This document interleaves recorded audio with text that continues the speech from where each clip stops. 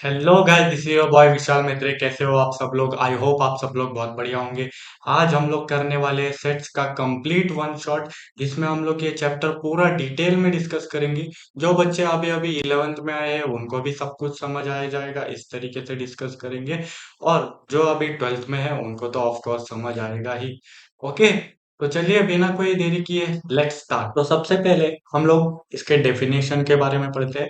A set, इसमें लिखा है a set is a well defined collection of distinct objects। Well defined का मतलब क्या है गाइस? इसमें मैंने वेल डिफाइंड ये वर्ड को हाईलाइट किया है। ठीक है, सेट क्या है? Well defined collection of distinct objects. Set क्या है? कलेक्शन। जैसे कलेक्शन को हम लोग सेट बोलते हैं रियल लाइफ में, वैसे ही है। ठीक है, सेट क्या है? एक well defined collection of distinct objects. Distinct का मतलब अलग अलग, सेम चीजें सेट में नहीं आ सकती। ठीक है, तो इसमें लिखा है well defined means everyone's opinion must match. मतलब अगर तुम्हारा कोई ओपिनियन है, मतलब तुमसे मैंने पूछा आपके फेवरेट स्टार्स का सेट। ठीक है, आपका फेवरेट स्टार कौन है? तो हर एक इंसान अलग अलग जवाब देता है। आप बोलोगे सलमान खान है, दूसरा बोलेगा शाहरुख खान है, तीसरा बोलेगा राजकुमार राव है। ठीक है, तो सबके ओपिनियन इधर मैच नहीं होते, इसलिए सेट ऑफ फेवरेट स्टार ये एक सेट नहीं हो सकता, क्योंकि हमें वेल डिफाइंड आंसर चाहिए उसमें। ठीक है, यहाँ पर देखो कुछ एग्जांपल्स भी लिखे हैं मैंने। A is equal to x such that, ये बीच में डंडी जो बनाई है ना, इसका मतलब होता है such that. X such that is name, x is name of your favourite creator. आपका फेवरेट क्रिएटर जो है उसका नाम, मतलब हमें इसमें ऐसा एक्स पुट करना है जिसकी वैल्यू है your name of your favourite creator. अब आपका फेवरेट क्रिएटर तो कोई भी हो सकता है, जैसे संदीप माहेश्वरी सर हो सकते हैं, या अरविंद कालिया सर जो वेदांतु जी पे पढ़ाते हैं, है ना? कोई भी हो सकता है ना। इसलिए हर एक का ओपिनियन इसमें मैच नहीं करता है। तो क्या ये एक सेट है बताओ? कि आप बोलेंगे बिल्कुल भी नहीं है, क्योंकि हर एक के ओपिनियन तो इसमें मैच नहीं करेंगे। ठीक है, बहुत बढ़िया, ऐसा अगर आपने सोचा है तो। ठीक है, अब बी सेट क्या लिखा है? y such that y is a prime number between 9 to 15। अब इसमें ऐसा y पुट करना है इस सेट में ताकि y क्या क्यों, ताकि y क्या है? एक प्राइम नंबर। कौन से और कौन से नंबर के बीच में? 9 से लेके 15 के बीच में। अब 9 से लेके 15 के बीच में कौन से प्राइम नंबर होते हैं? 9 से लेके 15 के बीच में 11 होता है, 13 होता है। ठीक है, अब 11 और 13 होता है, तो क्या मैं हर एक बंदे को जिसको मैं ये सवाल पूछूंगा कि मुझे एक बी सेट बना के दो जिसमें वाई एक प्राइम नंबर है 9 से 15 के बीच में, क्या हर एक इंसान 11 टू 13 बोलेगा? ऑफ कोर्स बोलेगा, है ना? तो क्या ये एक सेट हुआ? जी बिल्कुल हुआ, क्योंकि ये एक सेट है जो वेल डिफाइंड है। किसी को भी मैं इसका किसी को भी मैं इसका आंसर पूछूंगा तो वो आंसर मुझे सेम टू सेम सेट बना के देगा, सेम टू सेम नंबर उस सेट में लिख के देगा। ठीक है, well defined collection of distinct objects है, और नंबर भी इसमें डिस्टिंक्ट है, मतलब अलग अलग है। 11 और 13 अलग अलग है ना। ठीक है, तो चलिए आंसर भी देख लेते हैं इसका। तो जैसा कि हम लोगों ने ए सेट को बोला था, आंसर नहीं है। ए ए ये एक सेट नहीं है क्योंकि ये वेल डिफाइंड नहीं है। और बी बी ये एक सेट है क्योंकि ये वेल डिफाइंड है। सभी लोग इसके सही आंसर देंगे, है ना? और सभी लोग एक ही ओपिनियन बताएंगे, और ये डिस्टिंक्ट, इसमें एलिमेंट्स डिस्टिंक्ट होंगे, है कि नहीं? ठीक है, तो इतनी बात आपको समझ आ गई? ठीक है, ये आपको, ये जो सारे नोट्स है मैं आपको नीचे डिस्क्रिप्शन बॉक्स में दे दूंगा, जब मैं इस वीडियो को अपलोड कर दूंगा तब। ठीक है, अब यहाँ पर meanings of some brackets and symbols देख लेते हैं। कुछ ब्रैकेट्स है, कुछ सिंबल्स है, उनके मीनिंग्स क्या होते हैं वो समझ लेते हैं। जैसे इन ब्रैकेट्स को हम लोग बोलते हैं करली ब्रैकेट्स। जब भी हम लोग कोई सेट बनाते हैं तो उन सेट को कैपिटल अल्फाबेट से रिप्रेजेंट करते हैं। ठीक है, और उन सेट को कैसे बनाते हैं? ये दोनों जो करली ब्रैकेट्स है वो बाहर लगा देते हैं, और अंदर हमें जो कुछ भी पसारा मानना है, जो कुछ भी लिखना है वो लिख देते हैं। ठीक है, उसके बाद ये है ग्रेटर देन, ये वाला है ओपन ब्रैकेट। ठीक है, ये दोनों ओपन ब्रैकेट्स है, थोड़ा सा फॉन्ट की वजह से वैसे दिख नहीं रहे। ठीक है, ये दोनों ओपन ब्रैकेट्स है। जो पहले वाला ओपन ब्रैकेट होता है उसका मतलब होता है ग्रेटर देन। ठीक है, और बड़े वाला बाद में वाला जो ओपन ब्रैकेट होता है उसका मतलब होता है लेस देन। ठीक है, इन सब के यूज भी इन सब का यूज भी मैं आपको बताऊंगा अभी। और ये है क्लोज्ड ब्रैकेट, बड़े वाले जो ब्रैकेट्स होते हैं, है ना। बड़े वाला जो पहला ब्रैकेट होता है जो बाहर लगता है उसको बोलते हैं ग्रेटर देन और इक्वल टू। और जो बाद में लगता है उसको बोलते हैं लेस देन और इक्वल। ठीक है। अब ये जो सिंबल है इसको भी हम, इसका मीनिंग होता है सच दैट, जो हम लोगों ने अभी सेट में देखा था। और ये वाला भी जो सिंबल है इसका, इसको भी सच दैट ही बोलते हैं। इन दोनों में से कोई भी एक फाइन हम लोग सच दैट के लिए यूज कर सकते हैं। ठीक है। यहाँ पर लिखा है ये ई जैसा जो सिंबल है ना, इसका मतलब होता है बिलोंग्स टू या इज एन एलिमेंट ऑफ। मतलब कोई एक नंबर, अलग नंबर अगर है, वो किस चीज को बिलोंग करता है, मतलब किस सेट में से आया है। मतलब वन है जो नेचुरल नंबर है, होल नंबर भी है, तो वो बिलोंग करता है नेचुरल नंबर्स के सेट को और होल नंबर्स के सेट को। क्या बात समझ आई? ठीक है। तो अभी ये सी के नीचे जो डैश लिखा है, इसका मतलब होता है इज अ सबसेट ऑफ। जब हम लोग सबसेट बनाते हैं तब हम लोग इसका यूज करेंगे। ठीक है। और ओनली सी का मतलब है is a proper subset of. Proper subset जब हम लोग बनाते हैं तब इसका यूज करेंगे। ठीक है। सभी साइंस का मैं यूज करके आपको धीरे धीरे से दिखा देता हूँ। ठीक है। अब अगला स्लाइड हम लोग देखते हैं, how inequalities can be written using brackets. ठीक है। इनइक्वालिटीज को ये सारे ब्रैकेट्स यूज करके कैसे लिखा जाता है वो हम लोग देख लेते हैं। ठीक है। अब जैसे ये एक इनइक्वालिटी है, x is greater than equal to 5 is less than equal to 7।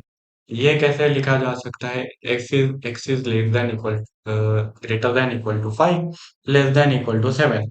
ये ब्रैकेट्स को यूज करके कैसे लिखा जा सकता है वो मैं अभी आपको दिखाता हूँ। देखो, पिछली स्लाइड में मैंने बताया था स्मॉल वाला ये जो ब्रैकेट है, ये वाला, ये देखो, ये पहले वाले का मतलब है ग्रेटर देन, दूसरे वाले का मतलब है लेस देन, है ना। अब इसमें देखते हैं, ये देखो। और ये वाला जो क्लोज ब्रैकेट्स है, पहले वाले का मतलब है ग्रेटर देन और इक्वल टू, दूसरे वाले का मतलब है लेस देन और इक्वल टू। ठीक। और इस क्वेश्चन में दोनों के दोनों साइन देखो, ये वाला साइन है ग्रेटर देन इक्वल टू और ये वाला साइन है less than equal to.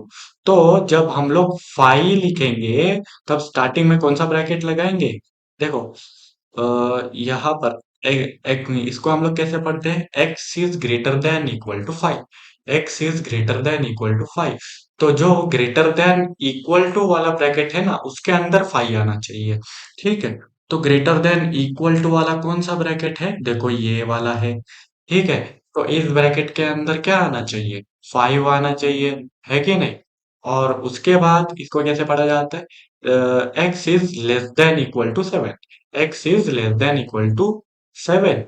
Less than equal to 7 अगर है, अब लेस देन इक्वल टू 7 है, तो 7 को हम लोगों को किस ब्रैकेट में लिखना पड़ेगा जिसका मतलब लेस देन इक्वल टू। अब लेस देन इक्वल टू किस ब्रैकेट का मतलब है? ये बाद में वाले क्लोज ब्रैकेट का मतलब। तो पहले हम लोग 5 को किसके अंदर लिखेंगे? ग्रेटर देन इक्वल टू वाला ब्रैकेट, यानी पहले जो क्लोज ब्रैकेट आता है उसमें, देखिए यहाँ पर लिखा हुआ है। और उसके बाद ये क्या बोला, x is less than equal to 7। Less than equal to वाला कौन सा ब्रैकेट है? बाद में वाला जो क्लोज ब्रैकेट आता है वो। तो उसके अंदर हम लोग 7 को लिखेंगे। ठीक है। देखो, यहाँ पर मैंने हाईलाइट भी कर दिया है, ग्रेटर देन और इक्वल टू वाला ब्रैकेट ये वाला है। तो 5 था ग्रेटर देन इक्वल टू, तो 5 को उसके अंदर लिखा। और लेस देन और इक्वल टू वाला ब्रैकेट ये है, तो 7 था लेस देन और इक्वल टू, तो 7 को उसके अंदर लिखा। क्या बात आपको समझ आई? बिल्कुल बढ़िया। तो एक बार आंख बंद करके ये वाला आप क्वेश्चन ट्राई करके देखो, x is greater than less than equal to 3 कैसे लिखा जा सकता है इंटरवल्स में, बिना कोई चीटिंग किए। प्लीज आप लिख के देखिए। तो तो मैं अब सपोज कर लेता हूँ कि आपने पॉज करके अभी तक लिख दिया होगा। तो मैं इसका आंसर बता देता हूँ। देखो, x is greater than two. अब ग्रेटर देन वाला कौन सा ब्रैकेट है? यहाँ पर देखिए, ग्रेटर देन वाला कौन सा ब्रैकेट है? ये देखो, ये ग्रेटर देन, पहले जो ओपन ब्रैकेट आता है वो वाला ग्रेटर देन है। तो वो वाला ब्रैकेट के अंदर हम लोग टू को लिखेंगे, देखो लिखा हुआ है। एंड उसके बाद less than equal to three, तो लेस देन इक्वल टू वाला ब्रैकेट यूज करेंगे, उसके अंदर हम लोग थ्री को लिखेंगे। ठीक है, अब इस क्वेश्चन को ट्राई कीजिए नीचे वाले को, और आंसर आप लोग लाइव चैट में भी बता सकते हैं। ठीक है, मैं अभी इसका आंसर बता देता हूँ। इसका आंसर है x बिलोंग्स टू क्या ग्रेटर क्लोज ब्रैकेट 7, उसके बाद 9 ओपन ब्रैकेट। ठीक है, समझ आया क्या? आपको बात समझ आई होगी, आई होप। तो चलिए आगे बढ़ते हैं। तो ये वाला स्लाइड हम लोगों ने देख लिया था। अब ये वाला स्लाइड देखते हैं। ठीक है, इसमें लिखा हुआ है टाइप्स ऑफ सेट। सेट्स के कौन से टाइप होते हैं उसके बारे में हम लोग डिस्कस करते हैं।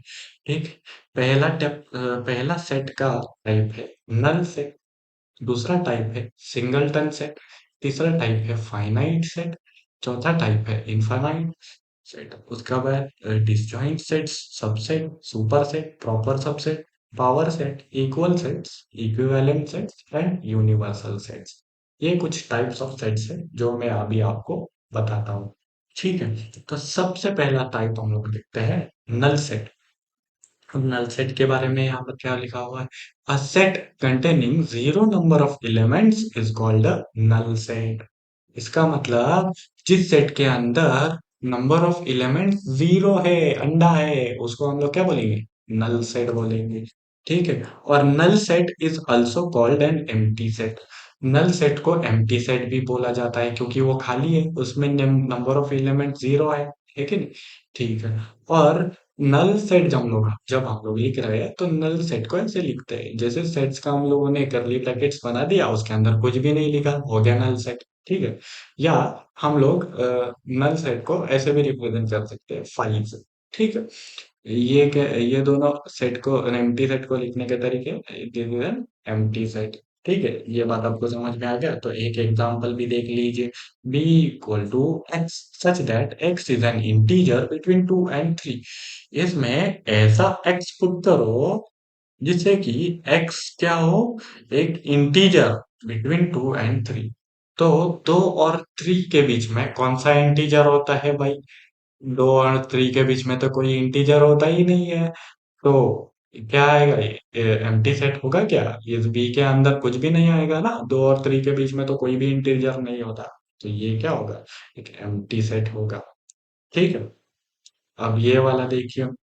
अभी हम लोग पढ़ते हैं सिंगलटन सेट के बारे में। तो सिंगलटन सेट क्या है? A set containing one number of elements is called a singleton set. एक ऐसा सेट जिसके अंदर एक ही एलिमेंट है उसको हम लोग सिंगलटन सेट बोलते हैं। अब इसका एक एग्जांपल मैंने लिया हुआ है। c equal to x such that x is an integer between 1 to 10 which is divisible by 2 and 3। इसका मतलब क्या है?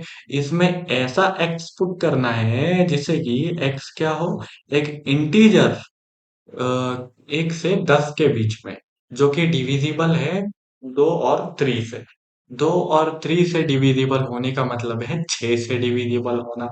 सही बात है कि नहीं? 2 और 3 से डिविजिबल है मतलब उनके मल्टीप्लीकेशन से, यानी 6 से डिविजिबल है। अब 6 से अगर डिविजिबल है तो ऐसा इंटीजर बताओ जो एक से 10 के बीच में है और 6 से डिविजिबल है। अब 1 से 10 के बीच में क्या 6 से डिविजिबल होता है? नहीं।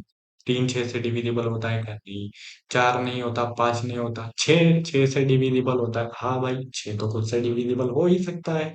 ठीक है, उसके बाद 7 8 9, ये तो डिविजिबल नहीं होते 6 से। ओनली एक ऐसा एलिमेंट है जो 6 से डिविजिबल हो सकता है, कौन सा? 6। तो सी के अंदर कौन सा एलिमेंट आएगा? 6 आएगा। ठीक है, सी के अंदर 6, ये एक ही एलिमेंट आ रहा है तो सी ये कौन सा सेट हो गया? Singleton set. क्या बात समझ आई आपको? बिल्कुल। ठीक है, अब फाइनाइट सेट के बारे में देखते हैं। फाइनाइट सेट क्या है? A set containing finite number of elements is called a finite set. ठीक है, एक ऐसा सेट जो फाइनाइट नंबर ऑफ एलिमेंट्स को कंटेन करता है। मतलब उसमें गिने चुने एलिमेंट्स है, गिने चुने एलिमेंट्स, ठीक है। मतलब उसके एलिमेंट्स के नंबर की कोई लिमिट है, ठीक है। जैसे 5 है, 6 है, 70 है, 80 है, 1000 है, लेकिन कोई ना कोई लिमिट है, ठीक है। ऐसे सेट को हम लोग बोलते हैं फाइनाइट सेट, जिसमें फाइनाइट नंबर ऑफ एलिमेंट्स है। जैसे ये एक एग्जांपल है, y such that y is a vowel. अब ऐसा एक y इसमें पुट करो जिससे कि y एक वॉवेल हो। वॉवेल कितने तरीके के होते हैं हमारे पास? ए, ई, आई, ओ, यू। मुझे ये 5 ही वॉवेल्स नजर आते हैं, क्या आपको दूसरा कोई नजर आता है? बिल्कुल नहीं। तो इसमें कितने नंबर ऑफ एलिमेंट्स हुए? ए, ई, आई, ओ, यू। कितने? 5। ठीक। तो 5 नंबर ऑफ एलिमेंट्स एफ में होंगे। तो 5, ये एक लिमिटेड नंबर हो गया कि नहीं, फाइनाइट नंबर हो गया कि नहीं? तो एफ, ये एक सेट कौन सा हुआ? फाइनाइट सेट हुआ। ठीक है। क्या बात आपको समझ आई? बिल्कुल। ठीक। क्या एम्प्टी सेट एक फाइनाइट सेट है? बिल्कुल है, क्योंकि उसमें तो नंबर ऑफ एलिमेंट्स ही नहीं है, फाइनाइट की क्या बात कर रहे हो, है ना? उसके बाद क्या सिंगलटन सेट एक एलिमेंट है? बिल्कुल है। ठीक। अब थर्ड हम लोग देखते हैं ऑर्डर ऑफ अ सेट या कार्डिनल नंबर। ठीक है। ऑर्डर ऑफ अ सेट या कार्डिनल नंबर क्या होता है भाई? The number of elements in a finite set is called order of a set और कार्डिनल नंबर। ठीक है। Cardinal number. अब number of elements in a finite set. अब फाइनाइट सेट में कितने नंबर ऑफ एलिमेंट्स है, उसको हम लोग ऑर्डर ऑफ द सेट बोलते हैं या कार्डिनल नंबर बोलते हैं। ठीक है। अब यहाँ पर here order of a set F can be written as n F which is equal to 5। अब एफ सेट में देखिए कितने नंबर ऑफ एलिमेंट्स थे, 5 है ना। अब order of this set, order of F set can be written as, F set के ऑर्डर को एन एफ से रिप्रेजेंट किया जाता है और उसका वैल्यू कितना है? 5 है। ठीक है। तो एन एफ कितना हुआ? 5 के बराबर। क्या आपको ये बात समझ आई? बिल्कुल। ठीक है। तो आप साथ ही साथ चाहे तो नोट्स बना सकते हैं, या मैं पीडीएफ फाइल तो डिस्क्रिप्शन बॉक्स में देने वाला हूँ, आप उसे जाकर डाउनलोड कर सकते हैं। बट बेस्ट होगा कि साथ ही साथ आप अपने नोट्स प्रिपेयर करते जाएं, चाहे वीडियो को पॉज भी करना पड़े, क्योंकि वो एक अलग सा ही सेटिस्फेक्शन मिलता है नोट्स बनाने के बाद। ठीक है। और आपको रिवाइज करने में भी आसानी होती है। अगर आप पीडीएफ डाउनलोड करके मोबाइल में रख लेंगे, तो मैं गारंटी देके बताता हूँ आप उसको कभी नहीं पढ़ेंगे। ठीक है। आपका उसको पढ़ने का मन भी नहीं करेगा। ठीक है। तो आप साथ साथ ही स्लाइड्स को देख के नोट करते चलिए। ठीक है। चाहे आपको पॉज भी करना पड़े उसके लिए। ठीक है। तो अभी हम लोग फाइन इनफाइनाइट सेट के बारे में डिस्कस करते हैं। इनफाइनाइट सेट क्या होता है? A set containing infinite number of elements is called infinite set। देखो, नाम में ही काम छुपा हुआ है। क्या है? एक इनफाइनाइट सेट जिसमें इनफाइनाइट नंबर ऑफ एलिमेंट्स है, वो है एक इनफाइनाइट सेट। ठीक है। अब example, set of natural numbers. Natural numbers का जो सेट है, उसमें बताओ आप क्या गिन सकते हो नेचुरल नंबर्स कितने होते हैं? नहीं ना। तो वो क्या हो गया? एक इनफाइनाइट सेट हो गया। क्या आपको बात समझ आई? बिल्कुल आ गई होगी। ठीक है। डिसजॉइंट सेट्स के बारे में पढ़ते हैं। Two sets which have zero number of common elements are called disjoint sets. दो ऐसे सेट जिसमें क्योंकि एक भी कॉमन एलिमेंट नहीं है, जिनमें एक भी कॉमन एलिमेंट नहीं है। मतलब अगर मेरे पास एक सेट है एस और एक सेट है टी, एस और टी में सेम नंबर ऑफ एलिमेंट्स अगर एक भी नहीं है, उन दोनों सेट्स को क्या बोलेंगे? Disjoint sets. ठीक है। अब देखो एग्जांपल भी दिया हुआ है इधर। a equal to 2,4,6 and b equal to 1,3,5।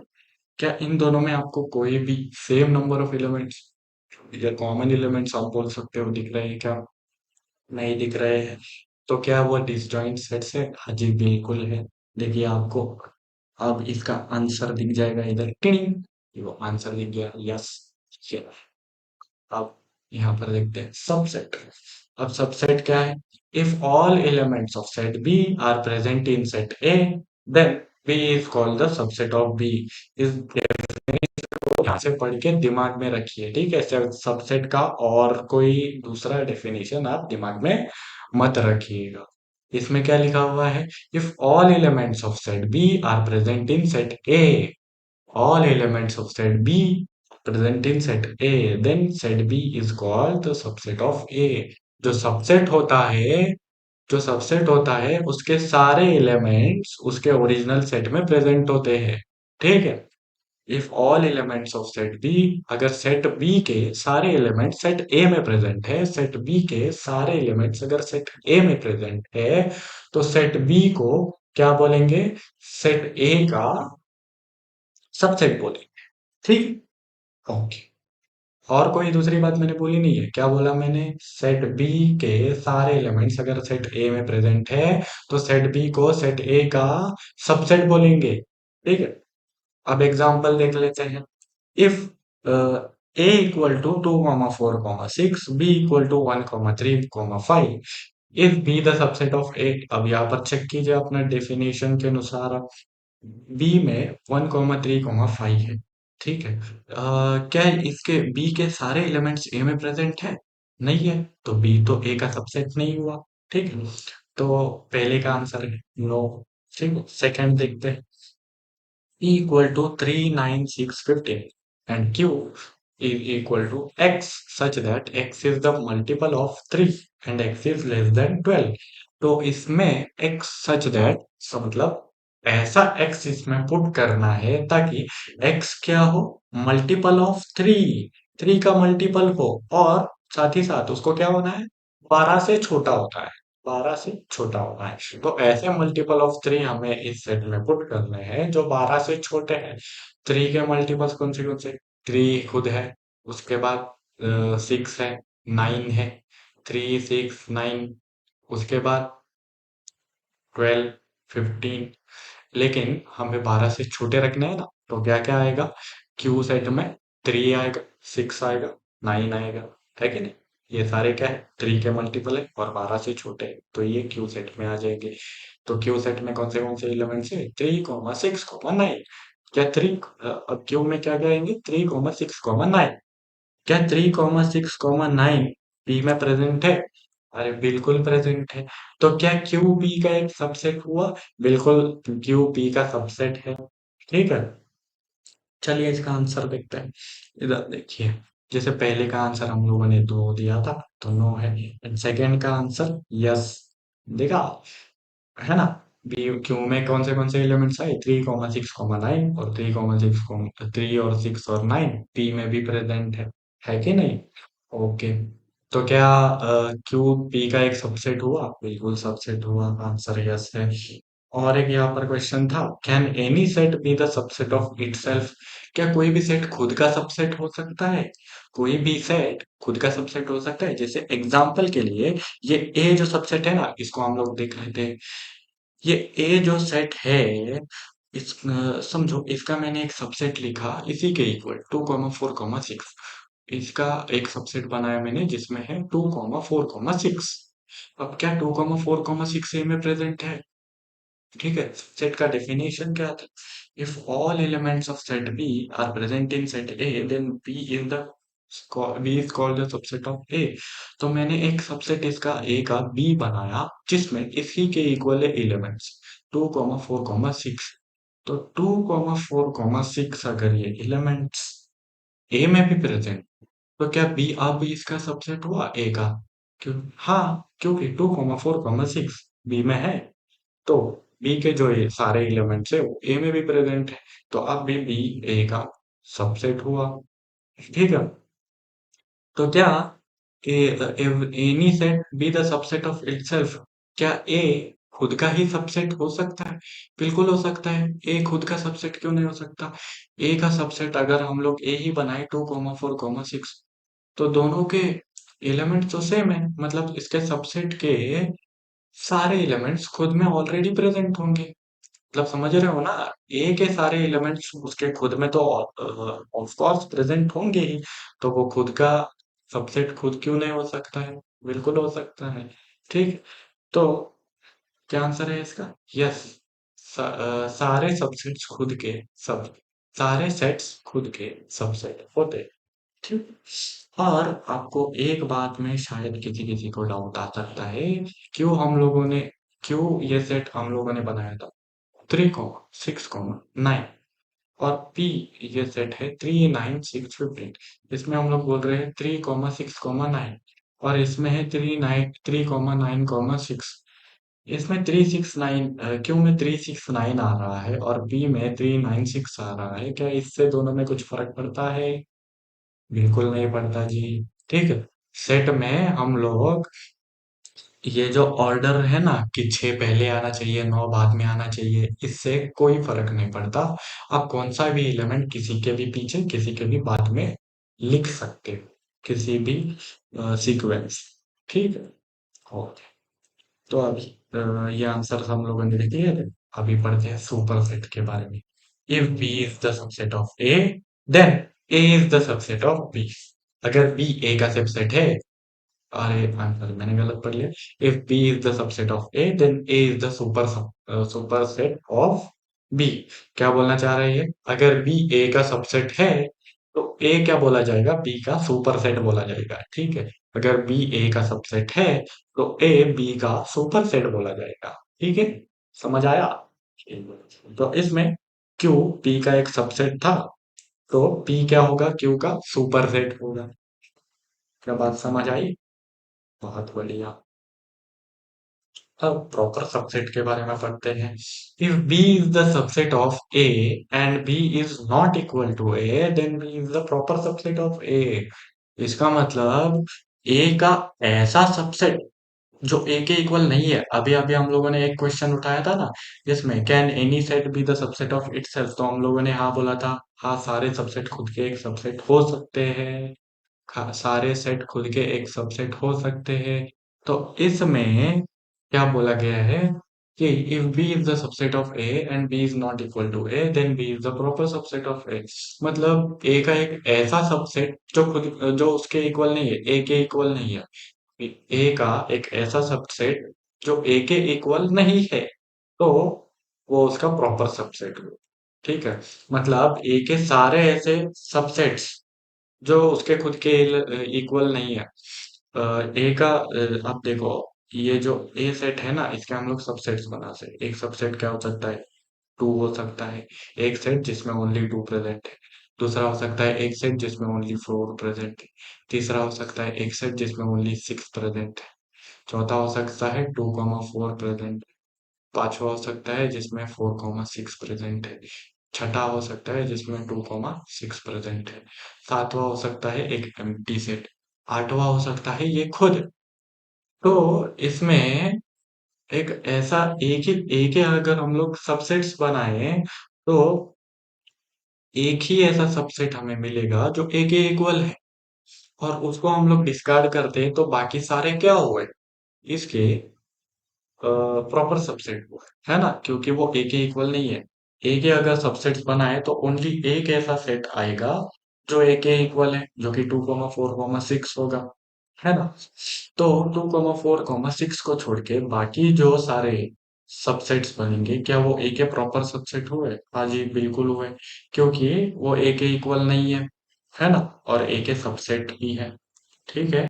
आप बस इतना बात दिमाग में रखिए, आगे आपको खुद ब खुद समझ आ जाएगा। अगर अभी आपको समझ नहीं आ रहा है तो थोड़ी देर कंसिस्टेंसी मेंटेन कीजिए। जैसे जैसे सेशन आगे बढ़ता है, आपको सारी पुरानी बातें अभी तक जो मैंने समझाई है, सारे के सारे चमकने लगेंगी। ठीक है, सारे के सारे समझने लगेंगे। ठीक। यहाँ पर क्या लिखा हो, सब प्रॉपर सबसेट का एक ही डेफिनेशन आप ध्यान में रखिए। If B is the subset of A and B is not equal to A, then B is the proper subset of A। ठीक। अब पावर सेट के बारे में पढ़ते हैं। पावर सेट क्या है? Set containing all subsets of A is called power set of A। मतलब एक ऐसा सेट जिसमें A के सारे सबसेट्स, एक ऐसा सेट जिसमें A के सारे सबसेट्स है, एक ऐसा सेट जिसके एलिमेंट्स कौन है? A के सारे सबसेट्स है। वो क्या हुआ? A का पावर। ठीक है। और पावर सेट को हम लोग P ऑफ ए से रिप्रेजेंट करते हैं। अब अगर ए ये एक सेट है 1,3, तो पी ऑफ ए किसके बराबर, पी ऑफ ए कौन सा है होगा जिसमें ए के सारे सबसेट्स हैं। अब देखो, क्या वन ये वाला ए का एक सबसेट है? बिल्कुल है। थ्री ये वाला ए का एक सबसेट है? बिल्कुल है। 1,3 ए का एक सबसेट है? बिल्कुल है, जो कि इसके इक्वल है। और ये एम्प्टी सेट, ये भी ए का ए का एक सबसेट है। ठीक है। तो पी ए क्या हुआ? इसका पावर सेट। अब यहाँ पर आप ध्यान दीजिए, ए के मैंने सारे सबसेट्स यहाँ पर बना रखे हैं। यहाँ पर आप देखिए, इसमें एक ही ऐसा सबसेट बना है जो ए के इक्वल है ना। क्या इस सेट को अगर हम लोग डिस्कार्ड कर दे 1,3 को, तो क्या प्रॉपर सबसेट का डेफिनेशन आपको क्लियर हो जाएगा? B is the subset of A and B is not equal to A, then B is proper subset of A. अब ये तीन देखिए, ये बी के ये ए के सबसेट है एंड ए के इक्वल भी नहीं है। तो क्या ये तीन ए के प्रॉपर सबसेट हुए? बिल्कुल हुए। लेकिन इस एक सेट को देखिए जो कि 1,3 है, ये ए का सबसेट तो है बट ए के इक्वल नहीं है। तो क्या ये ए का एक प्रॉपर सबसेट हुआ? नहीं। बाकी जो एक सेट है जो कि ए के इक्वल है, उसको हम लोग डिस्कार्ड कर दें तो बाकी तीन क्या है? ए के प्रॉपर सबसेट है। क्या अब आपको बात समझ आई? बिल्कुल आ गई होगी इतना एक्सप्लेन करने के बाद, है कि नहीं? ठीक है। अब हम देखते हैं इक्वल सेट्स क्या होते हैं।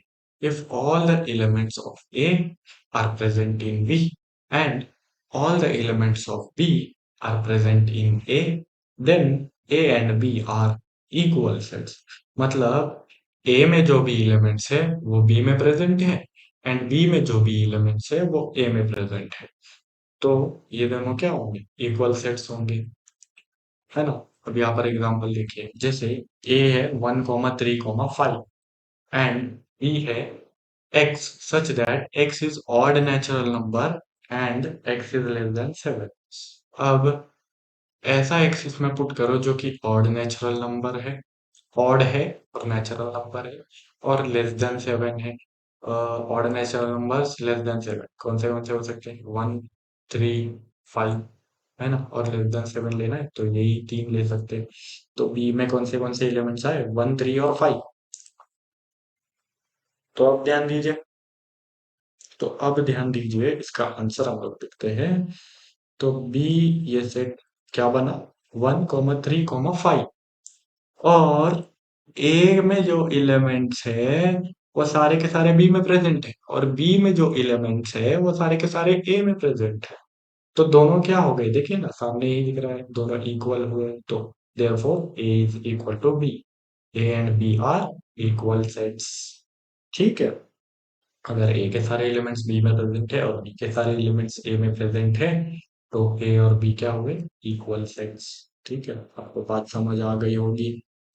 Now we will talk about equivalent sets. अब इक्विवेलेंट सेट्स क्या होते हैं? If number of elements in A is equal to number of elements in B, then A and B are equivalent sets। मतलब A में जो number of elements है, ए में जो नंबर ऑफ एलिमेंट्स है, अगर बी में भी उतने ही नंबर ऑफ एलिमेंट्स है, ए में जितने नंबर ऑफ एलिमेंट्स है अगर बी में भी उतने ही नंबर ऑफ एलिमेंट्स है, तो ए और बी इक्विवेलेंट सेट हुए। मतलब वो सेट्स जिनका ऑर्डर या नंबर ऑफ एलिमेंट सेम है, वो सेट्स जिनका ऑर्डर या नंबर ऑफ एलिमेंट्स या कार्डिनल नंबर सेम है, वो होते हैं इक्विवेलेंट सेट्स। ठीक है। अब यहाँ पर देखिए example, if a equal to 1,3,5, b equal to x such that x is even natural number and x is less than 7। ठीक है, x is even natural number and x is less than 7। even natural number less than 7 कौन से होंगे? 2 होगा, 4 होगा, 6 होगा, है ना। इससे ज्यादा नहीं होगा। तो b कौन सा सेट बना? 2,4,6, है ना। बी कौन सा सेट बना? 2,4,6। अब देखिए, चेक करते हैं। देखो बी कौन सा सेट बना है? 2,4,6। देयरफॉर ये देखिए, बी में नंबर ऑफ एलिमेंट्स देखिए, तीन नंबर ऑफ एलिमेंट्स है। ए में नंबर ऑफ एलिमेंट्स देखिए, तीन नंबर ऑफ एलिमेंट्स है। दोनों के नंबर ऑफ एलिमेंट्स सेम है, एलिमेंट सेम नहीं है। नंबर ऑफ एलिमेंट सेम है, नंबर ऑफ एलिमेंट्स अगर सेम है तो एन ए इक्वल टू है एन बी के। सो ए और बी क्या है, इक्विवेलेंट सेट्स है। इक्वल सेट्स का मतलब दोनों के एलिमेंट सेम होगा। इसको दोनों के, दो सेट्स के अगर एलिमेंट सेम है तो उन दोनों को हम लोग इक्वल सेट्स बोलेंगे। और दोनों के अगर नंबर ऑफ एलिमेंट सेम है तो दोनों को हम लोग इक्विवेलेंट सेट बोलेंगे। दोनों के अगर एलिमेंट सेम है तो हम लोग उनको इक्वल सेट्स बोलेंगे। दोनों के अगर नंबर ऑफ एलिमेंट सेम है तो हम लोग उसको उनको इक्विवेलेंट सेट्स बोलेंगे। क्या बात आपको समझ आ गई है? बिल्कुल आ गई होगी। तो अभी हम लोग पढ़ते हैं, बढ़ते हैं आगे, भी देखते हैं यूनिवर्सल सेट क्या होता है। ये हमारा लास्ट टाइप ऑफ सबसेट है। ठीक है। अब यूनिवर्सल सबसेट का मतलब, यूनिवर्सल सबसेट यहाँ पर इसे सही करना पड़ेगा। अरे एक सेकंड, यूनिवर्सल सबसेट नहीं, यूनिवर्सल सेट होता है। ठीक है। अब यूनिवर्सल सेट क्या है जी? Universal set is the set which contains the numbers, the elements present in each and every set। जो कोई भी सेट है, जो कोई भी सेट हम लोग बनाएंगे, सारे के सारे सेट्स के एलिमेंट जिस सेट में प्रेजेंट होते हैं उसको यूनिवर्सल सेट। मतलब अगर समझो हमें कोई एलिमेंट, कोई सेट बनाना है, तो हम लोग कहाँ से एलिमेंट्स चूज करेंगे? जो यूनिवर्सल सेट में प्रेजेंट है वही एलिमेंट्स हम लोग चूज करेंगे। ठीक है। जो यूनिवर्सल सेट है उसके अंदर जो एलिमेंट्स है वही सेट, वही एलिमेंट्स चूज करके हम लोग सेट बनाएंगे। ठीक है। तो यूनिवर्सल सेट क्या है? एक ऐसा सेट है जो जिसमें सारे के सारे एलिमेंट्स प्रेजेंट, जिसमें सारे के सारे एलिमेंट्स प्रेजेंट। अब सारे के सारे सेट्स हम लोग यूनिवर्सल सेट में से चूज करके ही बना रहे हैं, है ना? तो ऑफ कोर्स जो भी सेट हम लोग बना रहे हैं उनके सारे एलिमेंट्स यूनिवर्सल सेट में प्रेजेंट होंगे, है ना? ठीक है। आगे आपको बात समझ आई? ठीक है।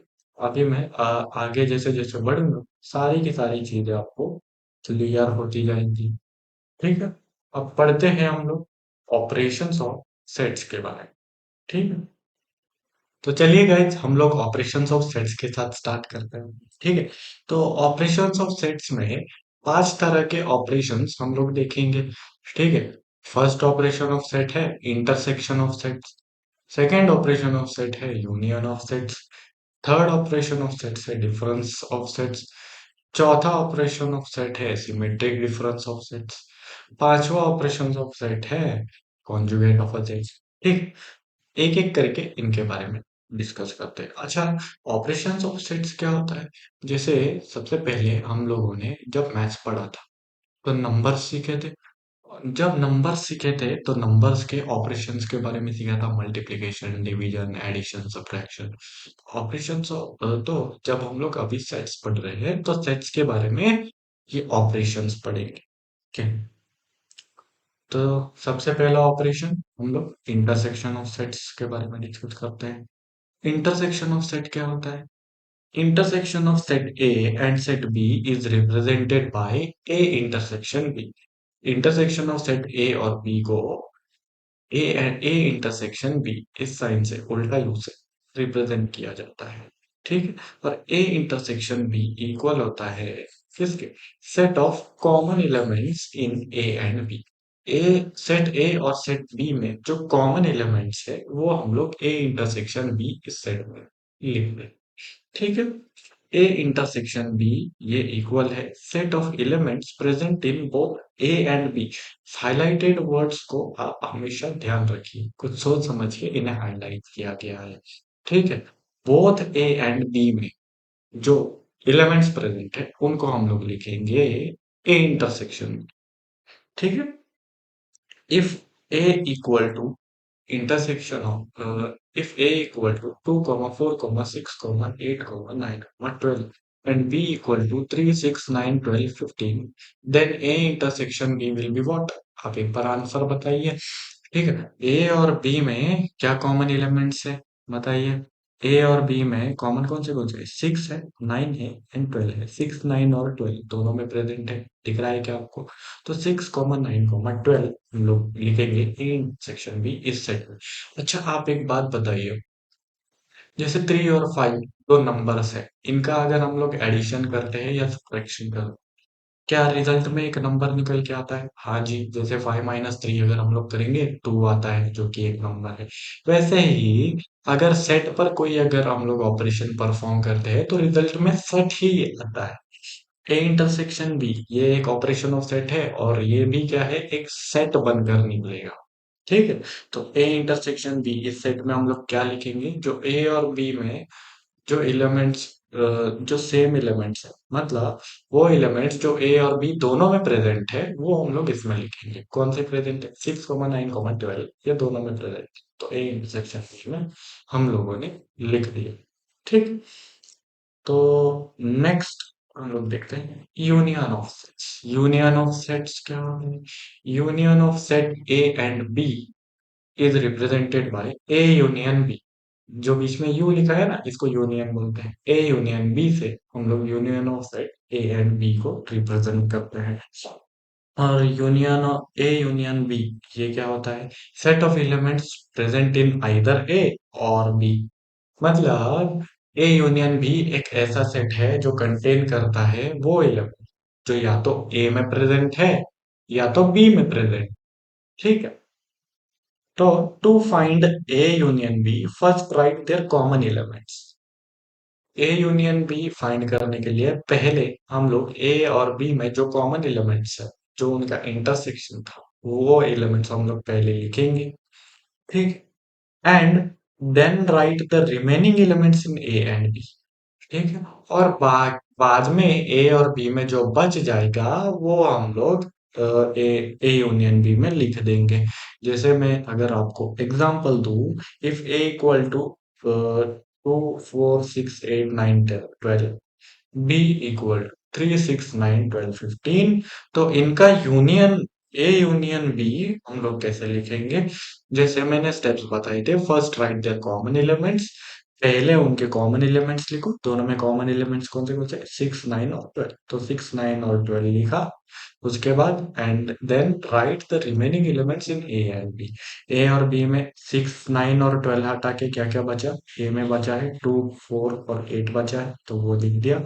और बी में क्या बचा? 3 और 15 बचा, तो 3 और 15 लिख दिया। ऐसे बनाया जाता है ए यूनियन बी वाला सेट। क्या बात आपको समझ आई है? बिल्कुल समझ में आ गई होगी। ठीक, उसके बाद हम लोग देखते हैं डिफरेंस ऑफ सेट्स। ठीक है, अब डिफरेंस ऑफ सेट्स क्या होता है?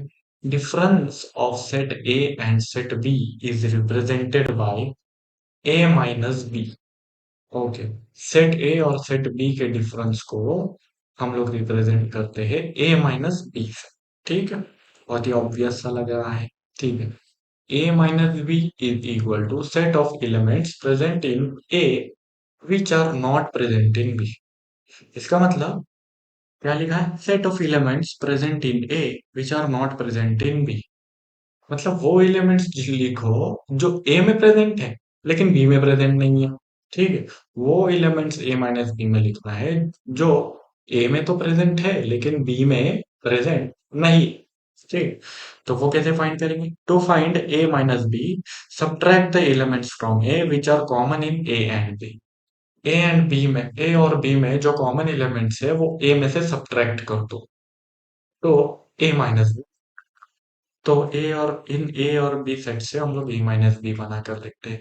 क्या बोला था? To find A minus B subtract the elements from A which are common in A and B. A और बी में जो कॉमन एलिमेंट्स है वो देखो, 6, 9 और 12 कॉमन है दोनों में, तो 6, 9 और 12 से ए में से हटा दो। ए माइनस बी है ना, ए में से हटा दो। ठीक है, तो ए में से 6, 9 और 12 हटा दो। 6, 9 और 12 हटा दिया तो 2, 4, 8 ये बनेगा ए माइनस बी। क्या बात आपको समझ आई? बिल्कुल आ गई होगी। ठीक है, अब देखते हैं बी माइनस ए क्या होता है। बी माइनस ए, आप एक बार वीडियो पॉज करके देख लीजिए कैलकुलेट करके, अगर आंसर सही आ गया तो बल्ले बल्ले, अगर नहीं भी सही आया है तो निराश मत होइए, अभी हम लोग डिस्कशन करते हैं। कभी ना कभी तो आप सीख ही जाओगे, कभी ना कभी क्या, इसी सेशन में सीख जाओगे। ठीक। ओके। तो हम लोग अभी आंसर की तरफ बढ़ते हैं। ठीक। अब आंसर है B minus A equal to 3 कैसे आया? अब ए माइनस बी था, तब हम लोगों ने क्या किया था, ए और बी में जो कॉमन एलिमेंट्स है वो ए में से हटाए थे। अब बी माइनस ए है ना, तो बी माइनस ए करते टाइम बी और ए में जो कॉमन एलिमेंट्स है वो बी में से हटाएंगे। तो बी में से जो जो कॉमन एलिमेंट्स है वो हटा दिए, 6 9 और 12 हटा दिया, तो क्या बचा? 3 15 आंसर आ गया। ठीक है। आपको बात तो समझ में आ गई होगी। अब देखते हैं सिमेट्रिक डिफरेंस ऑफ सेट्स क्या होता है। तो सिमेट्रिक डिफरेंस ऑफ सेट्स के बारे में पढ़ते हैं। यहाँ पर लिखा है symmetric difference of set A and set B is represented by A minus B union B minus A. Symmetric difference of set A and set B is represented by A minus B union B minus A।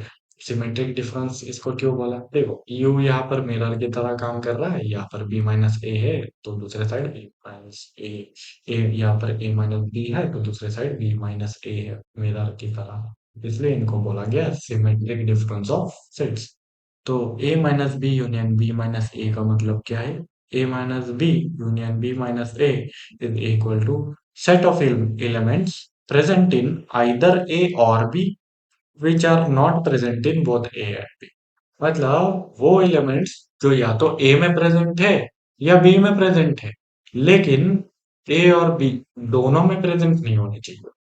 ए और B दोनों में present नहीं होने चाहिए, लेकिन या तो ए में प्रेजेंट होने चाहिए या बी में प्रेजेंट होने चाहिए, लेकिन दोनों में प्रेजेंट नहीं होने चाहिए।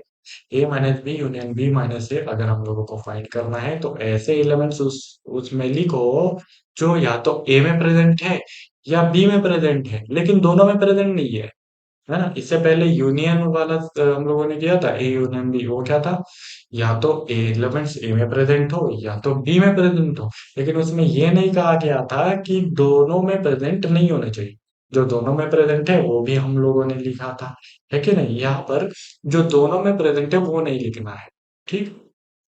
तो A minus B union B minus A find करने के लिए हम लोग क्या करेंगे, first subtract the elements from A and B which are common in A and B. जो एलिमेंट्स ए और बी में कॉमन है वो एलिमेंट्स ए और बी में से हटा दो। ठीक है। And then write the remaining elements in A and, जो ए और बी में बाकी एलिमेंट्स बचे वो लिख दो। ठीक है। अब ए में ये ए में इतने एलिमेंट्स है, बी में इतने एलिमेंट्स है, दोनों में कौन से एलिमेंट्स है, वही 6 कॉमन 9 कॉमन 12 कॉमन है। ठीक है। 6 कॉमन 9 कॉमन 12 को दोनों में से हटा दीजिए। जैसे एज्यूम कीजिए ए में से मैंने 6 9 और 12 को हटा दिया तो 2 4 और 8 बचा, और बी में से मैंने 6 9 और 12 को हटा दिया तो 3 और 15 बचा। तो ये जो बाकी एलिमेंट्स है 2 4 8 और 3 और 15, इनको मर्ज करके बन जाएगा A minus B union B minus A. तो क्या बना? 2 4 8 3 15, जो हम लोगों ने अभी बोला। ठीक है। तो बात समझ आ गई होगी। अब कॉन्जुगेट ऑफ सेट क्या होता है? Conjugate of a set A is represented by A dash. A के कॉन्जुगेट को हम लोग ए डैश से रिप्रेजेंट करते हैं, और ए डैश का मतलब है A dash is equal to set of elements present in universal set but not in A. ऐसे एलिमेंट्स जो यूनिवर्सल सेट में प्रेजेंट है बट ए में प्रेजेंट नहीं। अभी हम लोगों ने यूनिवर्सल सेट का डिस्कशन किया था ना, ऐसा जो सेट है जिसमें सारे एलिमेंट्स प्रेजेंट है वो है यूनिवर्सल सेट। ठीक है। अब ऐसे एलिमेंट्स जो यूनिवर्सल सेट में प्रेजेंट है बट ए में नहीं है। ठीक है। ए डैश का मतलब क्या है? ऐसा एक सेट जिसमें है वो एलिमेंट्स है जो ए में प्रेजेंट नहीं है बट यूनिवर्सल सेट में है। ठीक है। तो ए डैश फाइंड करने के लिए, टू फाइंड ए डैश, हम लोग क्या करेंगे, subtract the elements present in A from universal set. Universal set में से वो एलिमेंट सब्ट्रैक्ट करो जो ए में प्रेजेंट नहीं है। तो अगर ये ए सेट सेट है, ये बी सब सेट है, ये ए सेट है, ये बी सेट है, और यू क्या है? यू है ये वाला सेट, ये जो यू है ना, ये है यूनिवर्सल सेट। ठीक है। अब क्या करना था? ए डैश फाइंड करने के लिए जो ए के एलिमेंट्स है वो यूनिवर्सल सेट में से हटा देने थे। तो ए में कौन से एलिमेंट्स है? 2 4 6 8 9 12, ये हम लोग यूनिवर्सल सेट में से हटा देंगे। तो 2 4 6 8 9 12 हम लोगों ने अगर यूनिवर्सल सेट में से हटाया तो ए डैश क्या आएगा? देखो, 2 हटा दिया, 1 आएगा, 3 आएगा, 5 आएगा, ठीक है, 7 आएगा, 15 आएगा। ठीक है। बाकी सारे जो जो ए में प्रेजेंट है वो हम लोगों ने हटा दिया। तो 1 3 5 7 15 ये बन गया ए डैश। अब अकॉर्डिंगली आप बताइए बी डैश का वैल्यू क्या है? ठीक है। आप पॉज करके ट्राई कर सकते हैं। ठीक है। मैं सपोज कर रहा हूँ कि आपने ट्राई कर लिया होगा। बी डैश है 1 2 4 5 7 8। ये कैसे आया? जैसे हम लोगों ने ए डैश फाइंड करने के लिए ए के जो एलिमेंट्स है वो यूनिवर्सल सेट में से हटाए थे, वैसे ही बी डैश फाइंड करने के लिए बी के जो एलिमेंट्स है वो यूनिवर्सल सेट में से हटाने हैं। बी में कौन से एलिमेंट्स है? 3 6 9 12 15। ये यू में यूनिवर्सल सेट में से हटा दो। 3 6 9 12 15 अगर हम लोगों ने हटाया तो 1 2 4 5 7 8 बचता है। ठीक है, ये बन गया बी डैश। ठीक है। तो I hope operations of set सारे आपको समझ में आ गए होंगे। अब हम लोग डिस्कस करते हैं methods of writing a set. ठीक है। सेट को लिखने के तरीके हम लोग समझते हैं। दो तरीके हैं। एक पहले को बोला जाता है लिस्टिंग मेथड और रोस्टर मेथड। दूसरे को बोला जाता है रूल मेथड या सेट बिल्डर। ठीक है, एक एक करके इनके बारे में डिस्कस करते हैं। ठीक।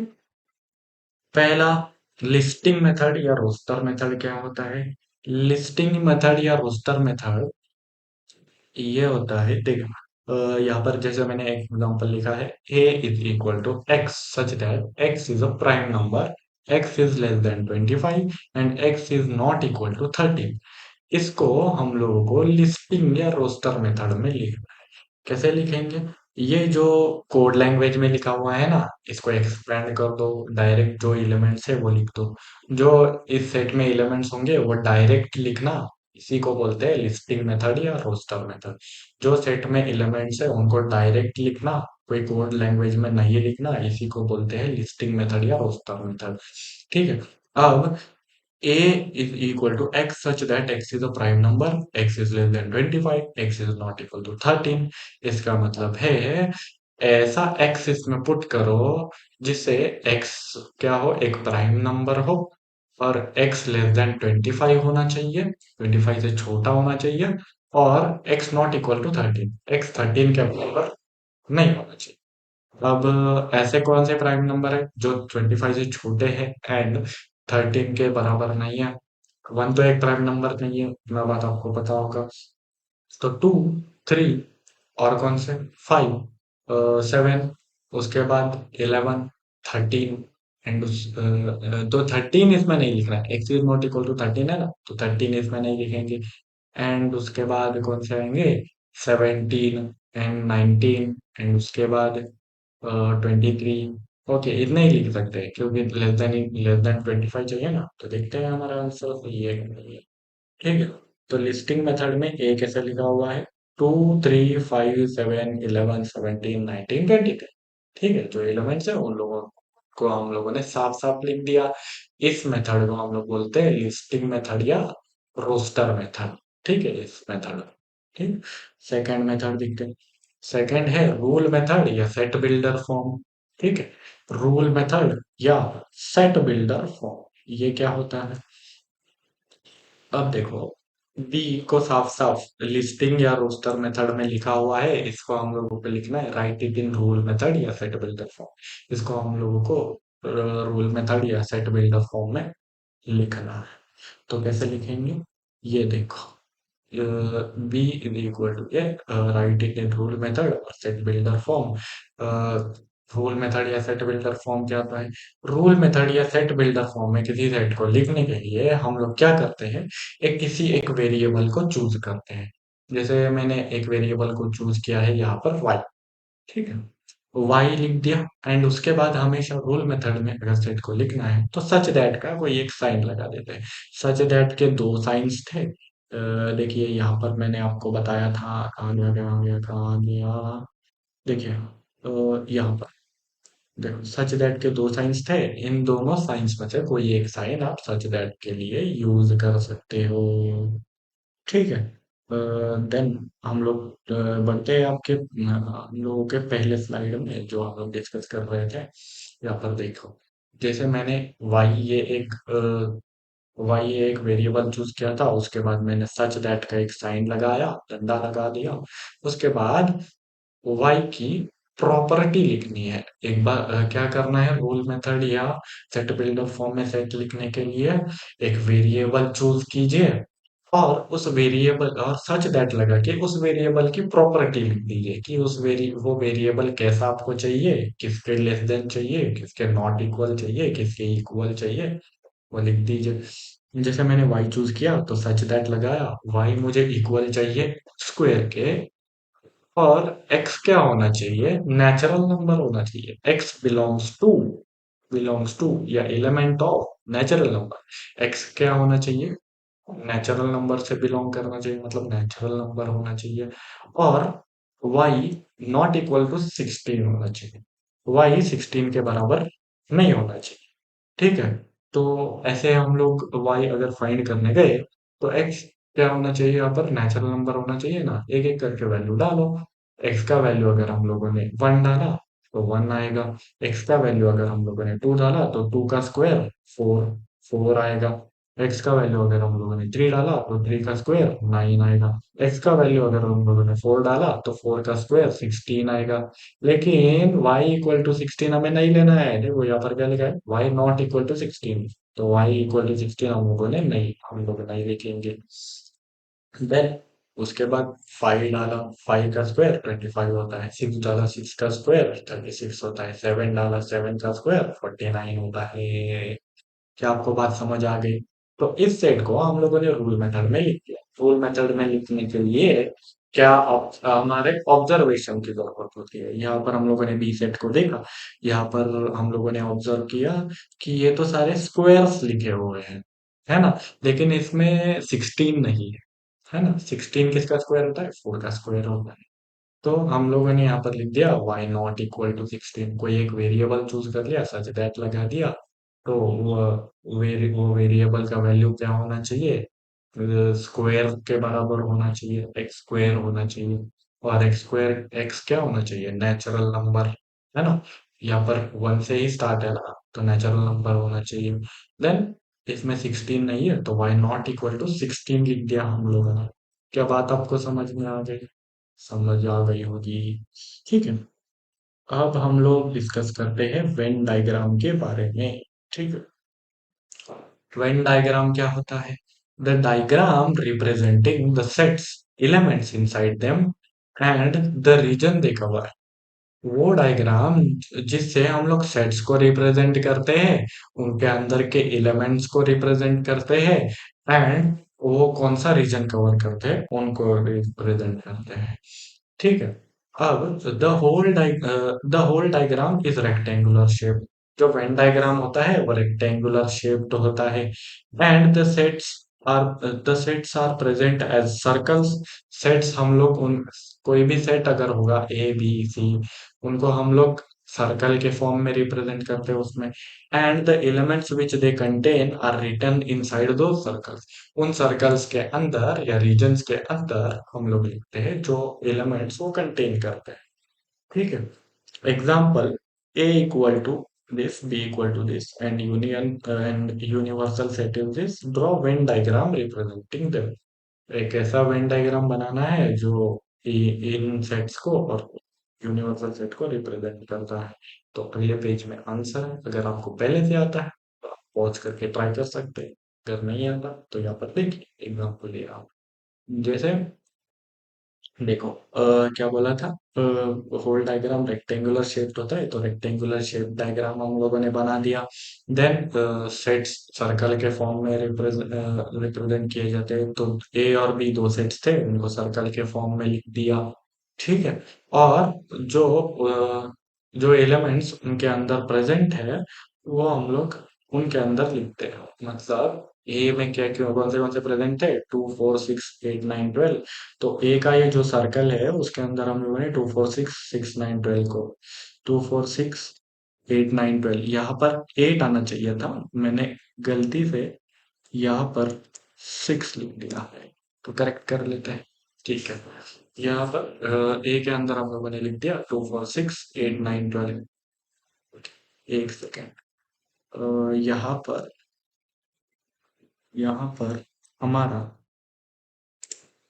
8 आना चाहिए था, एंड यहाँ पर हमारा 6 आना चाहिए। ठीक, अब सही है। अब ए के अंदर 2 4 6 8 9 12 प्रेजेंट है, तो ए के अंदर हम लोगों ने 2 4 6 8 9 12 लिखा है ए के सर्कल के अंदर। और बी के अंदर 3 6 9 12 15 प्रेजेंट है, तो बी इस सर्कल के अंदर 3 6 9 12 15 लिखा हुआ है। ठीक है, हमेशा यूनिवर्सल सेट को हम लोग कोने में से यू बना के लिख देते हैं, क्योंकि यूनिवर्सल सेट में तो सभी एलिमेंट्स प्रेजेंट होते हैं ना। तो यूनिवर्सल सेट का रीजन ये पूरा है, तो ये सारे एलिमेंट्स यूनिवर्सल सेट में प्रेजेंट है ऑलरेडी। ठीक, ओके, यूनिवर्सल सेट के लिए अलग से हम लोग सर्कल बनाने की जरूरत नहीं है, ये पूरा रेक्टेंगल ही यूनिवर्सल सेट का रीजन है। ठीक है, तो क्या आपको बात समझ आई? ठीक है, वेन डायग्राम की बात तो हम लोगों को समझ आ गई। ठीक है, ओके, देन हम लोग क्या करेंगे, देन हम लोग ये देखते हैं some formula using cardinal numbers. Cardinal numbers को यूज करके कुछ फॉर्मूले हम लोग डिस्कस करते हैं। ठीक है, तो चलिए गाइस हम लोग डिस्कस करते हैं अबाउट सम फॉर्मूले using cardinal numbers. Cardinal numbers यानी ऑर्डर ऑफ सेट यूज करके हम लोग कुछ फॉर्मूले देखते हैं। जैसे n n A union B, A union B में जो नंबर ऑफ एलिमेंट्स है उसका फॉर्मूला है n A plus n B minus n A intersection B. And second formula है n A union B union C is equal to n A plus n B plus n C minus n A intersection B minus n B intersection C minus n A intersection C plus A intersection B intersection C. इन फॉर्मूले को हम लोग direct questions में use करेंगे। ठीक है, okay, बहुत बढ़िया। तो हम लोग देखते हैं नेक्स्ट वाला स्लाइड। नेक्स्ट हम लोग ये लास्ट टॉपिक है, डिस्कस करते हैं लॉज ऑफ सेट्स के बारे में। लॉज ऑफ सेट्स क्या होता है गाइस? लॉज ऑफ सेट में सबसे लॉज ऑफ सेट में ये सारे लॉज है। सबसे पहला लॉ है आइडेम्पोटेंट लॉ, सेकेंड लॉ है एसोसिएटिव लॉ, थर्ड लॉ है कम्यूटेटिव लॉ, फोर्थ लॉ है डिस्ट्रीब्यूटिव लॉ, फिफ्थ है इन्वर्जेंस लॉ, सिक्स्थ है आइडेंटिटी लॉ, सेवेंथ है कॉम्प्लीमेंट लॉ एंड एट्थ है इनवॉल्यूशन लॉ। तो एक एक करके इन लॉज के बारे में हम लोग डिस्कस करते हैं। ठीक है, सबसे पहला आइडेम्पोटेंट लॉ क्या होता है? आइडेम्पोटेंट लॉ होता है A union A equal to A intersection A equal to A. ठीक है, ए यूनियन ए के बराबर होता है। जैसे ए अगर सेट है 1 3 और 1 3 ये दो सेट हम लोगों ने लिया, उनका अगर यूनियन किया तो क्या आएगा? ए के बराबर आएगा। उनका अगर इंटरसेक्शन भी किया तो ए के बराबर आएगा। ठीक है, एसोसिएटिव लॉ क्या होता है? जैसे इन ब्रैकेट्स, ये जो ब्रैकेट्स है ना, इनको हम लोग रिप्लेस कर सकते हैं। अभी ये ए और बी के आजू बाजू में लगे, बाद में बी और सी के आजू बाजू में भी लगा सकते हैं। ये होता है एसोसिएटिव लॉ, ब्रैकेट्स को एसोसिएट कर, ये होता है एसोसिएट। ठीक है, तो इसमें ब्रैकेट्स को जगह से रिप्लेस किया है बस। ठीक, then commutative law. Commutative law मतलब उल्टा कर दो। जैसे ए यूनियन बी है वो इक्वल होता है बी यूनियन ए के, ए यूनियन बी होता है बी यूनियन ए के। एसोसिएटिव लॉ में हम लोगों ने क्या देखा, जैसे ब्रैकेट को हटाकर दूसरी जगह पर लगाया तो भी वैल्यू चेंज नहीं होती। पर कम्यूटेटिव लॉ में हम लोग क्या बोल रहे हैं, जैसे इन सेट्स को अलट पलट कर दिया तो भी वैल्यूज चेंज नहीं होती है। ठीक है, A union B union A के बराबर ही होता है, ए इंटरसेक्शन बी इंटरसेक्शन के ए बी इंटरसेक्शन ए के बराबर ही होता है। देन डिस्ट्रीब्यूटिव लॉ क्या है गाइस? डिस्ट्रीब्यूटिव लॉ मतलब जैसे हम लोग नंबर्स में ब्रैकेट्स को खोलते हैं, जैसे two two bracket A plus B को हम लोग कैसे खोलते हैं? टू को अंदर मल्टीप्लाई कर देते हैं, 2a प्लस 2b। ऐसे। तो इसमें distribute A union B bracket B intersection C, इसको कैसे डिस्ट्रीब्यूट करते हैं? ए यूनियन बी करेंगे, फिर बीच पहले पहले से पहले यूनियन करेंगे, ए यूनियन बी करेंगे, फिर बीच का साइन लगाएंगे, इंटरसेक्शन है, फिर ए यूनियन सी करेंगे। ऐसे ही इसको ए इंटरसेक्शन बी, फिर बीच का साइन लगाएंगे, फिर ए इंटरसेक्शन सी करेंगे। ठीक है, A intersection B union A intersection C. ठीक। उसके बाद नेक्स्ट लॉ देखते हैं। नेक्स्ट लॉ है De Morgan's law. De Morgan's law मतलब ए यूनियन बी का अगर हम लोगों ने कॉन्जुगेट कर दिया तो क्या आंसर आएगा? सभी का कॉन्जुगेट कर दो मतलब उल्टा कर दो। ठीक है, ए का कॉन्जुगेट, फिर यूनियन का उल्टा कौन सा होगा? इंटरसेक्शन। इंटरसेक्शन का साइन उल्टा कर दो। तो यूनियन यूनियन का साइन उल्टा कर दिया, इंटरसेक्शन बन गया। बी का उल्टा कर दिया, कॉन्जुगेट कर दिया, बी कॉन्जुगेट बन गया। ए का कॉन्जुगेट कर दिया, ए कॉन्जुगेट बन गया। यू का कॉन्जुगेट कर दिया, इंटरसेक्शन बन गया। बी का कॉन्जुगेट कर दिया, बी कॉन्जुगेट बन गया। वैसे ही ए का कॉन्जुगेट यहाँ पर करेंगे, ए कॉन्जुगेट बन जाएगा। इंटरसेक्शन का कॉन्जुगेट करेंगे, यूनियन बन जाएगा। बी का कॉन्जुगेट करेंगे, बी कॉन्जुगेट बन जाएगा। ठीक है। देन हम लोग डिस्कस करते हैं, अभी डिमॉर्गन्स लॉ हम लोगों ने डिस्कस कर दिया, अब आइडेंटिटी लॉ के बारे में डिस्कस करते हैं। आइडेंटिटी लॉ क्या है? A union phi equal to A, मतलब फाई क्या है? Empty set. एम्प्टी सेट को हम लोग फाई से रिप्रेजेंट करते हैं। ए का यूनियन हम लोग फाई के साथ करेंगे, एम्प्टी सेट के साथ करेंगे तो आंसर ए ही निकल के आता है। ए के कोई भी सेट का आप फाई के साथ यूनियन करेंगे तो आंसर ए निकल के आएगा। A union universal set, universal set के साथ किसी भी सेट का अगर आप यूनियन करोगे तो आंसर यूनिवर्सल सेट आएगा। ठीक है। ए इंटरसेक्शन यूनिवर्सल सेट, ए का इंटरसेक्शन यूनिवर्सल सेट के साथ अगर आप करोगे तो ए आंसर आएगा, है ना? और उसके बाद A intersection phi, A intersection empty set अगर आप करोगे तो आंसर एम्प्टी सेट निकल कर आएगा। ऑफ कोर्स ए और एम्प्टी सेट के बीच में क्या कॉमन? कुछ भी कॉमन नहीं है, तो एम्प्टी सेट आ गया। ए एंड यूनियन के बीच में क्या कॉमन है? ए में जो एलिमेंट्स प्रेजेंट है वही कॉमन है, तो आंसर ए आ गया। ऐसे ही आप लॉजिक लगाकर, पीछे मैंने जो सिखाया वो लॉजिक लगाकर इसको समझ सकते हैं। ठीक। यहाँ पर कॉम्प्लीमेंट लॉ, कॉम्प्लीमेंट लॉ क्या है? A union A intersection C equal to union, मतलब ए और ए इंटरसेक्शन सी का अगर यूनियन करेंगे तो आंसर क्या है? यूनियन सेट आएगा। ठीक है। मतलब मतलब ए कॉन्जुगेट क्या होता है? ए यूनियन ए कॉन्जुगेट अगर आप करोगे तो यूनिवर्सल सेट आएगा। ए कॉन्जुगेट क्या होता है? ए कॉन्जुगेट में वो एलिमेंट्स होते हैं जो ए में प्रेजेंट नहीं है बट यूनिवर्सल सेट में प्रेजेंट। ए में जो एलिमेंट्स प्रेजेंट है और यूनिवर्सल सेट में बाकी जो एलिमेंट्स प्रेजेंट है उनको मिला दोगे तो क्या बन जाएगा? यूनिवर्सल सेट ही तो बन जाएगा। ठीक है। And A intersection A conjugate, अब ए कॉन्जुगेट में वापस से मैं बता रहा हूँ, ए कॉन्जुगेट में वो एलिमेंट्स प्रेजेंट होते हैं जो ए में प्रेजेंट नहीं है बट यूनिवर्सल सेट में प्रेजेंट है।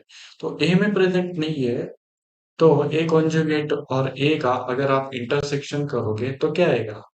ए सेट आएगा। ठीक है। और यूनिवर्सल सेट जिसमें सारे एलिमेंट्स प्रेजेंट होते हैं उसका अगर कॉन्जुगेट लोगे, उल्टा करोगे तो कुछ भी नहीं बचेगा ना, तो फाई लिख दिया।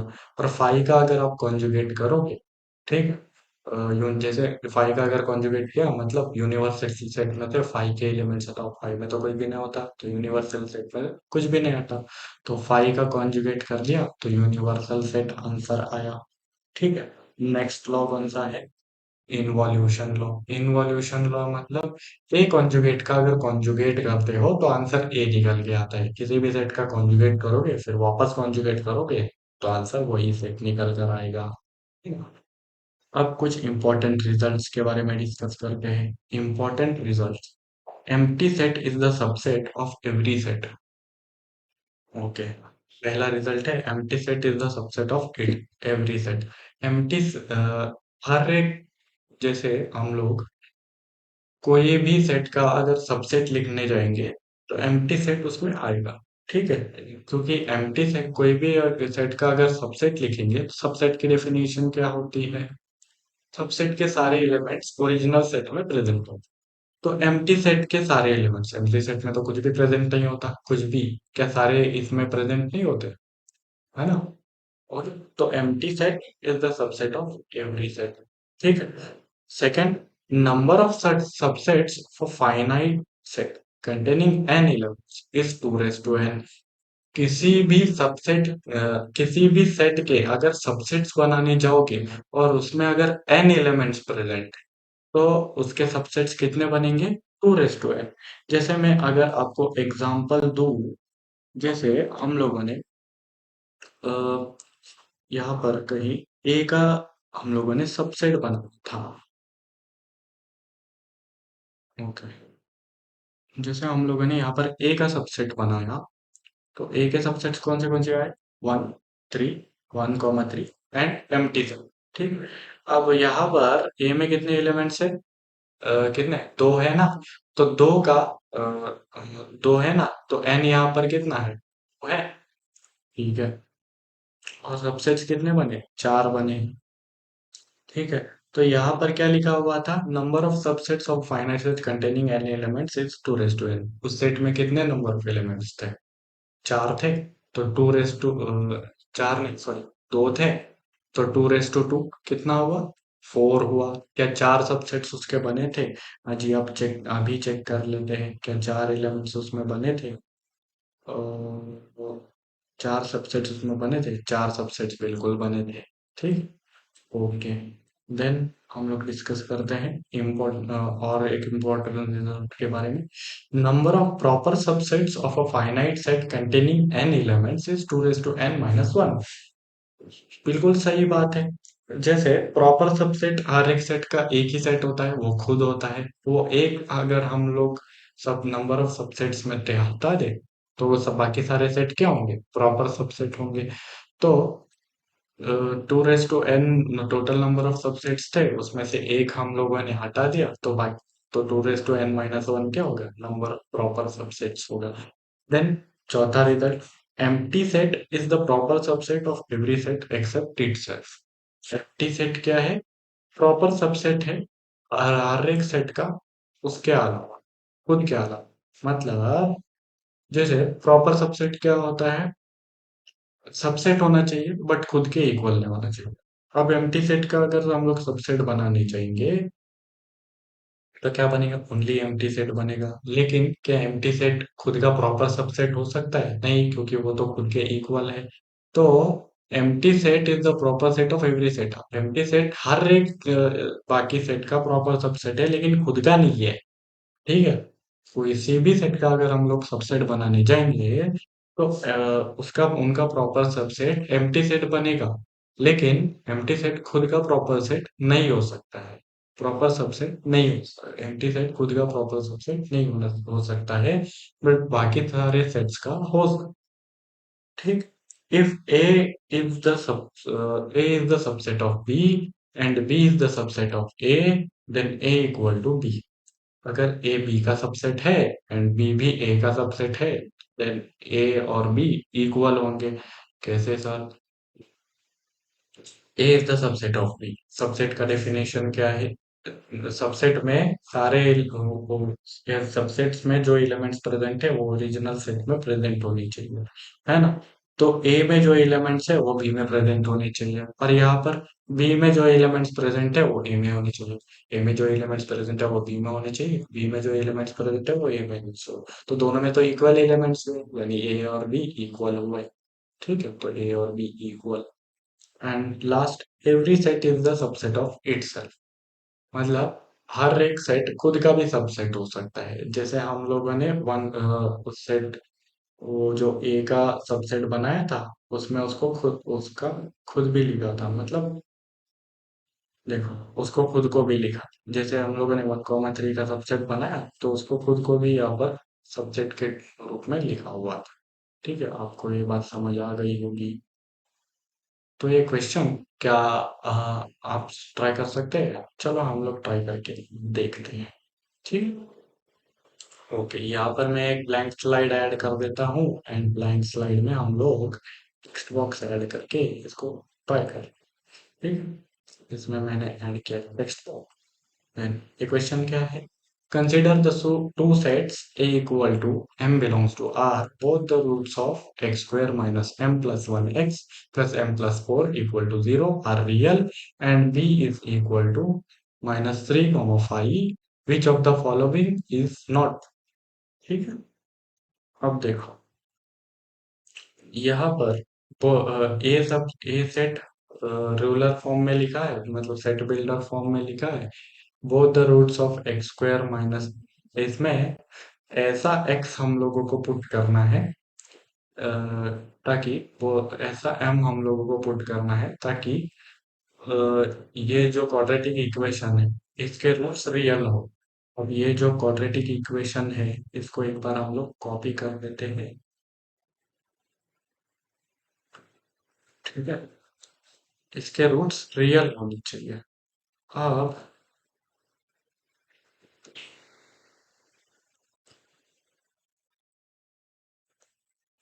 अब ये वाला जो इक्वेशन है इसके रूट्स अगर रियल होने चाहिए,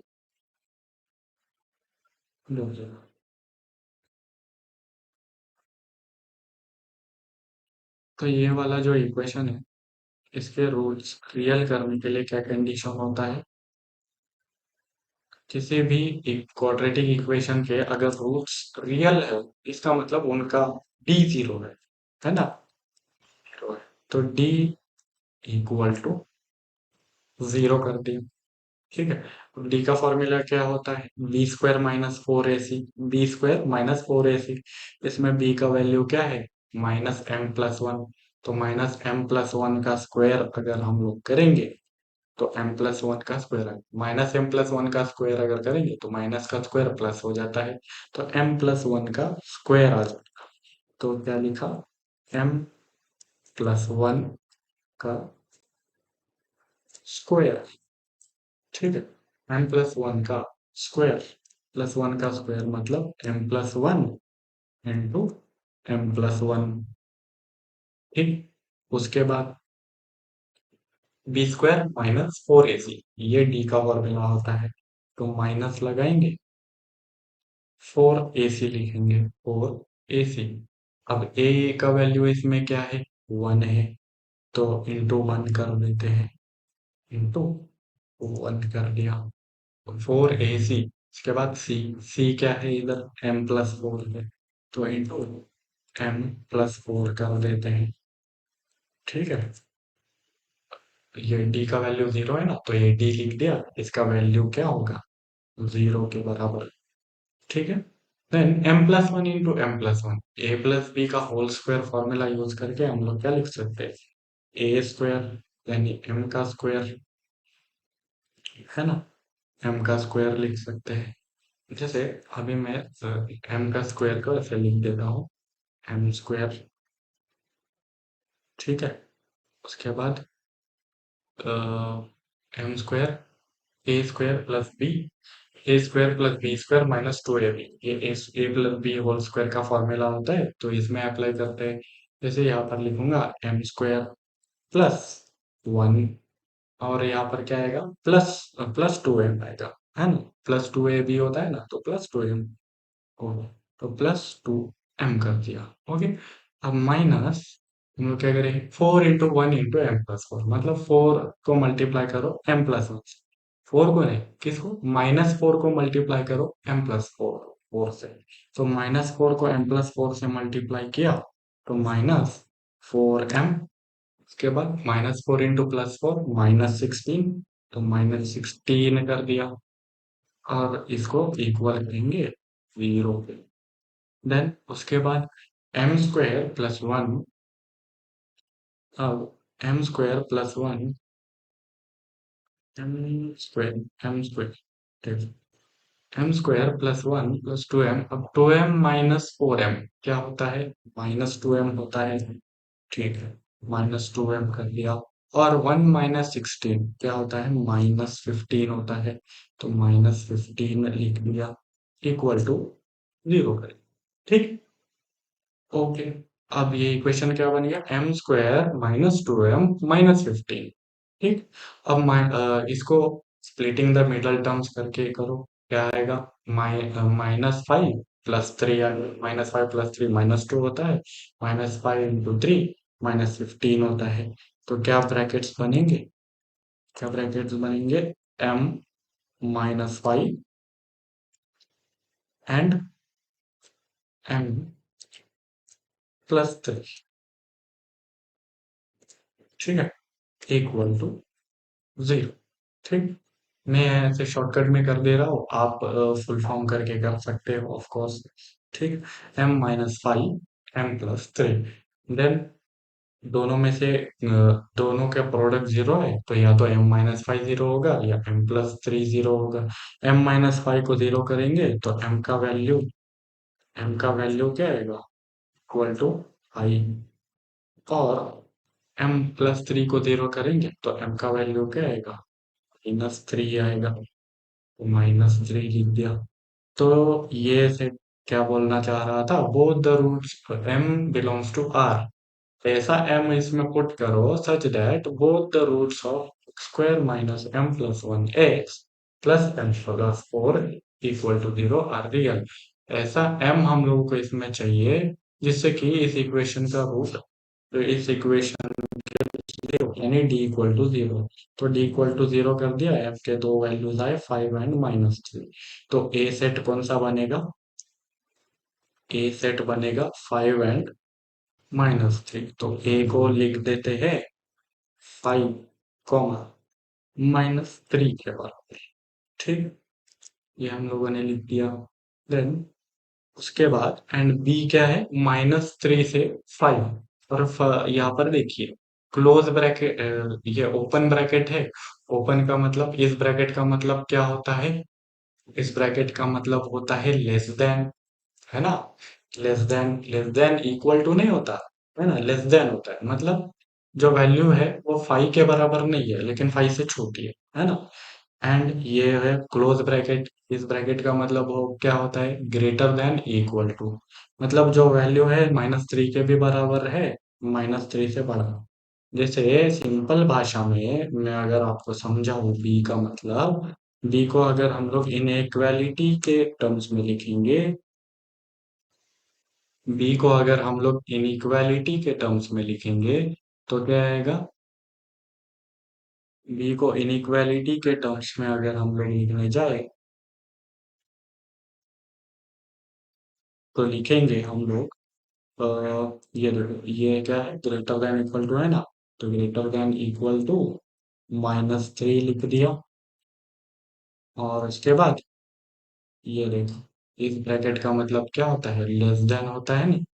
तो हम लोगों ने लिख दिया less than, what, less than क्या है इसमें, इस क्वेश्चन में 5। तो यहाँ पर हम लोगों ने 5 लिख दिया। तो ये वाला है बी सेट। तो बी में कौन से नंबर से, जो कि -3 से 5 के बीच में है, -3 से 5 के बीच में है एंड -3 के इक्वल नहीं है। एंड ए, यहाँ पर हम लोगों को करेक्ट ऑप्शन बताना है। ए में से बी माइनस करेंगे तो ये इतना रीजन आएगा। ए में से अगर बी माइनस करते हैं तो क्या आंसर आएगा, देखो बी में कौन से एलिमेंट्स होंगे, -3 तो होगा एंड 5 तो नहीं है उसमें। तो माइनस ए में से -3, ए और बी में कौन से कॉमन है, इसमें तो -3 ही कॉमन है, तो -3 हटा देंगे तो क्या बचेगा, 5 बचेगा। लेकिन यहाँ तो 5 नहीं है, तो फर्स्ट ऑप्शन तो करेक्ट नहीं हुआ। तो ए इंटरसेक्शन बी देखते हैं, ए में इतने एलिमेंट्स है, बी में इतने एलिमेंट्स है।